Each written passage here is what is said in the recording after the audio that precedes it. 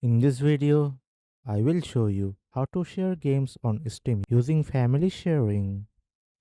Open Steam on your PC. Click on Steam in the top left corner of the screen. Select Settings from the drop-down menu. In the Settings menu, click on Family. If you have not set it up yet, you will see an option to create or join a Steam family. Click Create a family if you want to share games with others. Enter a family name and click Create. Now, click Invite a member to add friends or family members. Steam will suggest user from your friend list. Select a person and choose whether to invite as an adult or invite as a child. Click Invite and the recipient will receive an invitation via Steam notification or email. Once a member accepts the invitation, go to your library.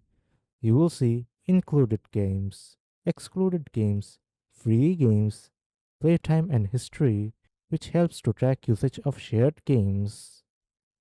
To manage your Steam family, go back to Settings, then Family. Click on drop-down menu next to a member's name. You can cancel an invite or remove a person from the family.